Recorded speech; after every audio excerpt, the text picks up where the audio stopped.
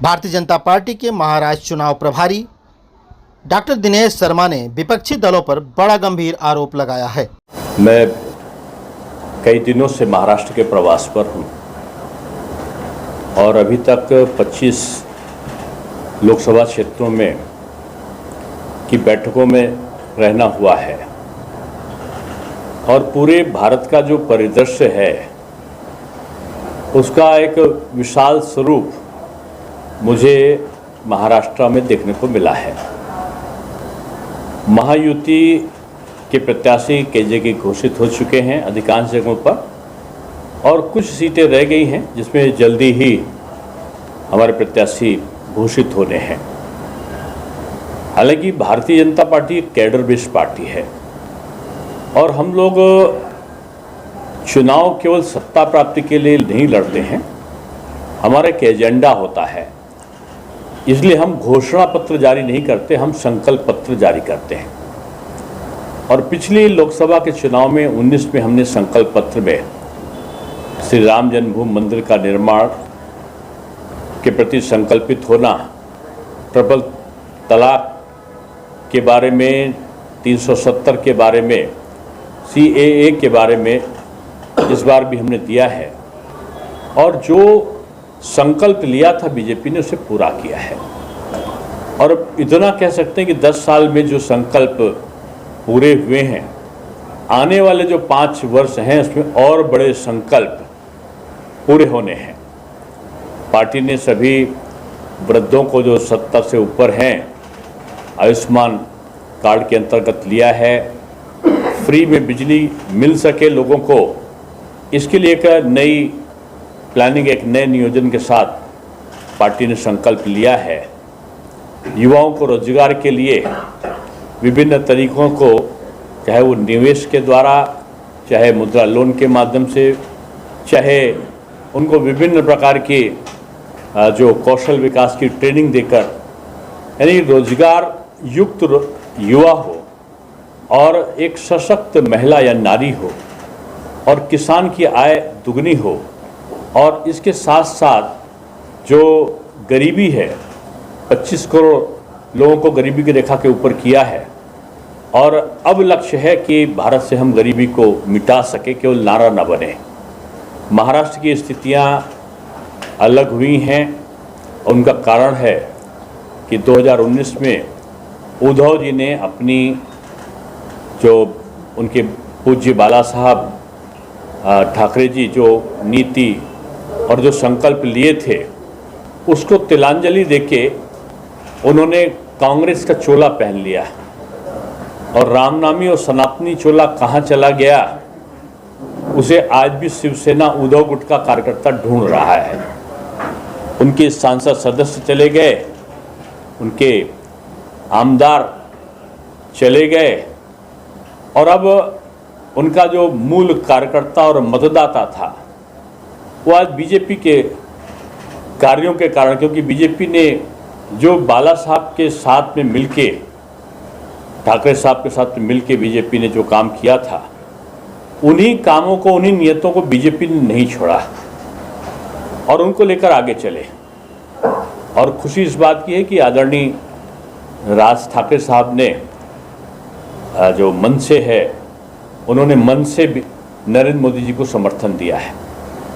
मैं समझता हूं कि उद्धव जी को अपने उन परंपराओं को और गौरव को सोचना चाहिए था। राम जी का विरोध करने वाली कांग्रेस के साथ जो राम जन्मभूमि के शिला पूजन के समय लोगों को यहाँ बंद कर दिया गया कि वो उत्सव नहीं मनाएंगे, हनुमान चालीसा करेंगे तो उनकी गिरफ्तारी हो जाएगी, कुछ और विरोध करेंगे तो कंगना रनावत ऐसी महिला का घर गिरा दिया जाएगा।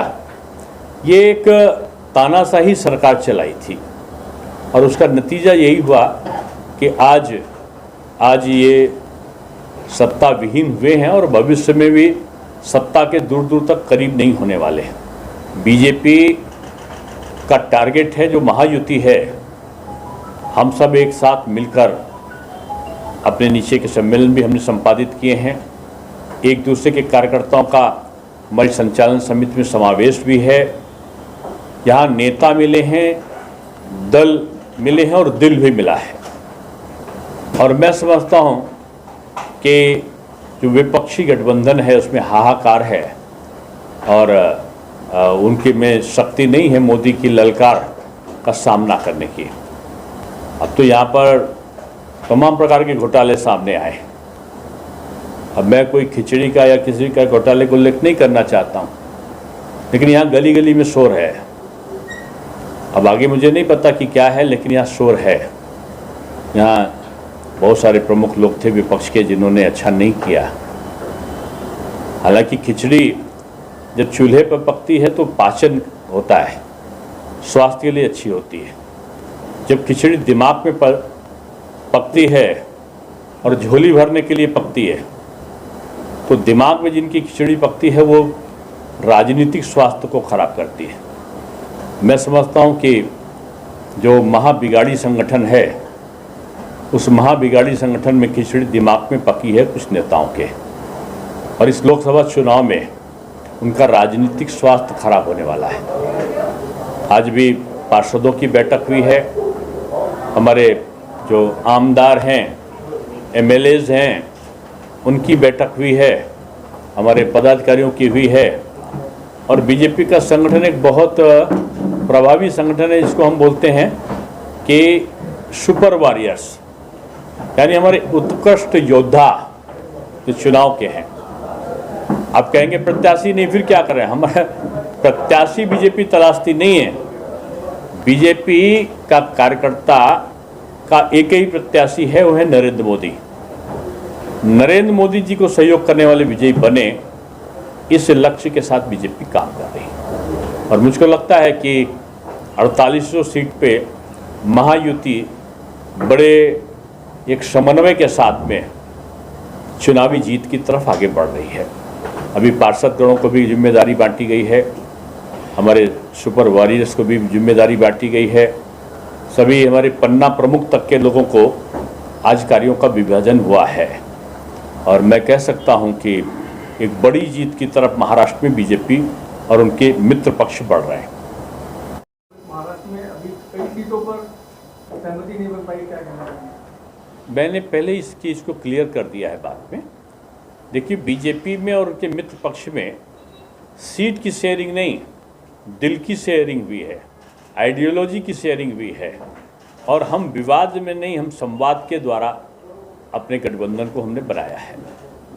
तो ये एक इमैटेरियल सा प्रश्न है। अब क्योंकि अभी तीसरे चौथे चरण, अभी पहले ही चरण कल होगा, तो अभी जो बाद के चरण की कुछ सीटें हैं तो जल्दी उनका घोषणा होगा। आज देखिए, आज भी हुआ है 1-2 सीटों का। सर, यहाँ पे शिवसेना शिंदे गुट के कई सारे भ्रष्टाचार के आरोप किए थे, तो क्या बीजेपी रविंद्र वायकर अगर कैंडिडेट है तो समर्थन करेगी? देखिए, अभी प्रत्याशी को घोषित होने दीजिए, पहले मुर्गी आ जाए फिर अंडे को हम बात करेंगे। नहीं सर, उनके ऊपर आप भविष्य की चर्चा क्यों? हम वर्तमान की चर्चा करने के लिए बैठे हैं। हम वर्तमान की चर्चा कर रहे हैं। जब भविष्य में कोई आएगा, कौन आएगा ये भी आप ना बता सकते ना मैं बता सकता हूँ, ये पार्लियामेंट्री बोर्ड बताएगा, और पार्लियामेंट्री बोर्ड हम थोड़ी हैं। आने दीजिए, प्रत्याशी तय होने दीजिए, फिर आपके प्रश्न का जवाब दिया जाएगा। उत्तर पश्चिम के मतदार में कब उम्मीदवार तय होगा? समय तो बहुत जा रहा है। आज मैंने कहा ना, ये अंतिम चरण का वाला चुनाव है 20 मई को, जल्दी सी घोषणा हो जाएगी। हमारे लगभग सभी हो चुके हैं, 2-4 जगह बाकी है, वो भी हो जाएंगे। उत्तर भारतीयों का रुख अब तक कैसा रहा? आप कई जगहों पे दौरा किए, नागपुर और महाराष्ट्र वासियों का रुख भाजपा के पक्ष में है। भाजपा हमेशा से ये उत्तर भारतीय और मराठे में जो लोग बांटते हैं, जो महाराष्ट्र में लग रहा है वो वीर सेवा का मानने वाला है, तो इसलिए सभी बीजेपी के साथ हैं। उसमें गुजराती और उत्तर भारतीय और ये सब सभी शामिल हैं उसमें। मुंबई की और महाराष्ट्र की कई सीटें अभी भी जिनका अभी तक नाम सामने नहीं आया, खास करके उत्तर पश्चिम जहां पर हैं, इस सीट से महायुति का उम्मीदवार कौन होगा? मैंने पहले भी आपको इसका उत्तर दिया है, और मेरा उत्तर फिर से वही दोहरा रहा हूँ कि हमारा प्रत्याशी सारे जो प्रथम द्वितीय तृतीय चरण के थे वो घोषित हो चुके हैं। अंतिम चरण के या 20 मई को जो होने वाला चरण है, प्रत्याशी जल्दी घोषित हो जाएंगे। कौन प्रत्याशी घोषित होगा, अगर ये प्रश्न आपका है तो इसका उत्तर ये है, जिसको पार्लियामेंट्री बोर्ड तय करेगा। ये पार्लियामेंट्री बोर्ड तय करता है, हम लोग प्रेस कॉन्फ्रेंस बैठ के कैसे तय करेंगे? चर्चा क्या चली, अनुमान क्या लगाया जा रहा है? अनुमान हमने एक ही लगाया है, 48 सीटों पर विजय का। सर, यहाँ पे उत्तर पश्चिम में बीजेपी के 3 एमएलए है और शिंदे गुट का भी 1 एमएलए है, तो ये सीट बीजेपी के पाले में जाएगी या शिंदे? अब की देखिए ना, जब हमने कहा दिल मिले हैं तो सीट की बात कहाँ आ गई? सीट शेयरिंग नहीं, हमारा दिल का शेयरिंग हुआ है, आइडियोलॉजी का शेयरिंग हुआ है। अब आइडियोलॉजी के शेयरिंग में कौन उनका है, कौन हमारा, ये पराया वाला चीज़ अब नहीं चलेगी। सब उनका है और सब मेरा है। शिंदे गट की तरफ से हम 48 सीट लड़ रहे हैं, हम कोई 2-4 सीट थोड़ी लड़ रहे हैं। इस सीट को लेकर शिंदे गट बीजेपी बड़ा भाई है और बड़ा भाई अपने छोटे भाइयों का ख्याल रखते हुए अपने मोदी परिवार का, जो मोदी जी की जनता है, उसका ख्याल रखेगी। भाजपा से तो उज्ज्वला मोड़क का नाम सामने आ रहा है, इसके बारे में क्या कहेंगे? कहाँ से? हमारे पक्ष है भाजपा से उज्ज्वला मोड़क का नाम सामने आ रहा था। अब मेरे सामने नहीं आया, अभी मेरे सामने आता तो मैं आपको बताता। उज्जवल निगम की बात कर रहे हैं। मैंने उसका जवाब यही दिया है कि ये इस प्रकार का जो प्रश्न है वो उसका उत्तर केवल और केवल पार्लियामेंट्री बोर्ड दे सकता है।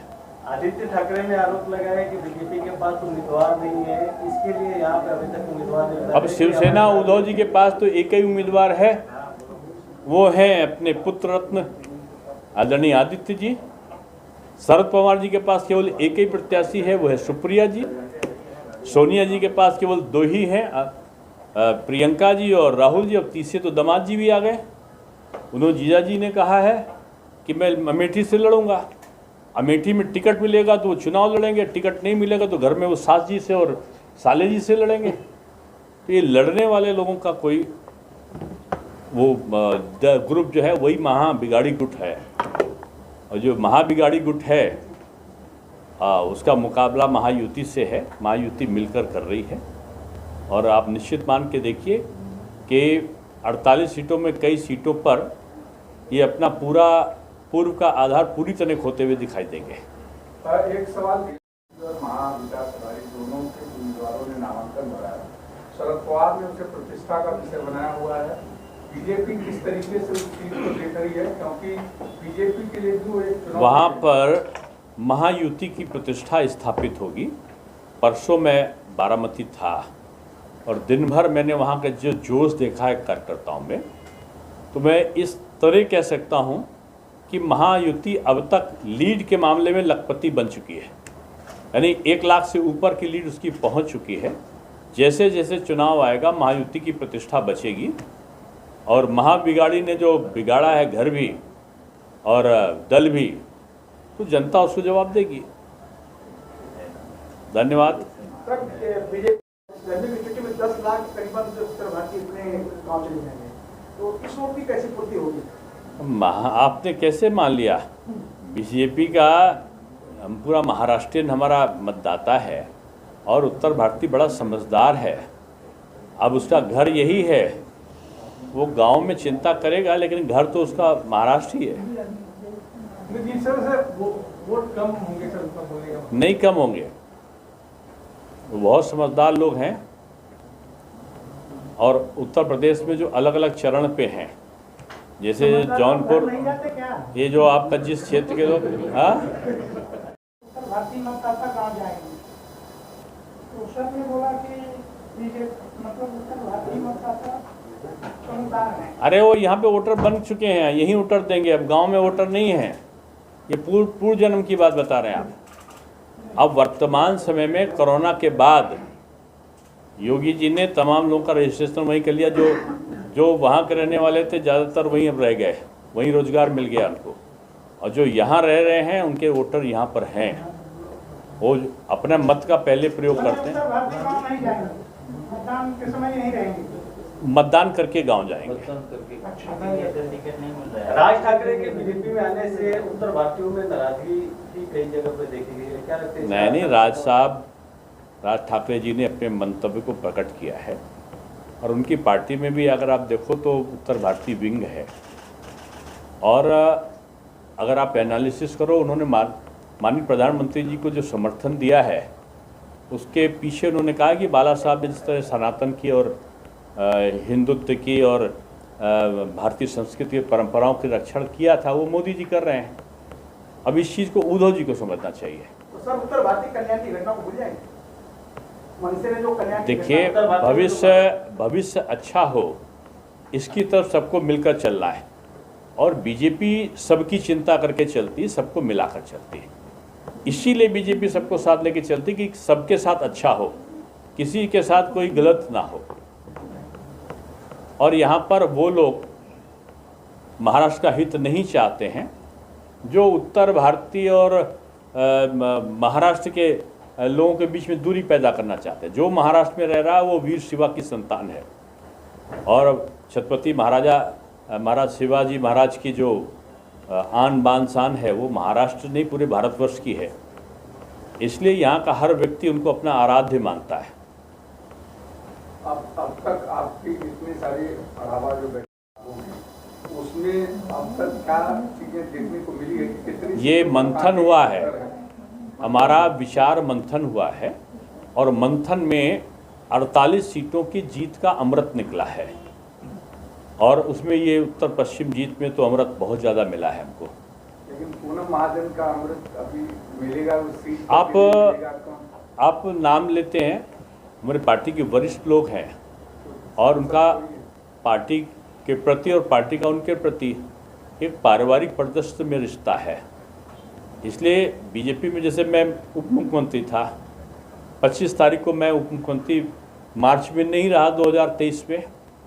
आप मेरा अगर उठा के ट्विटर और देखिए, 26 तारीख से मेरे दौरे लग गए, और मैंने पूरे प्रदेश में पूरे भारतवर्ष में भ्रमण किया, कार्यक्रम लगाया, पार्टी के लिए काम किया, मोदी जी के लिए काम किया। दायित्व का परिवर्तन एक सहज प्रक्रिया भाजपा में होती है, किसको इसमें हटाने की प्रक्रिया नहीं होती है। इसमें एक व्यक्ति को किसी से पहले हमको राज्यसभा का सांसद बना दिया गया, उसके बाद आज जो पूरे राष्ट्रीय हमको संयोजक बना दिया गया।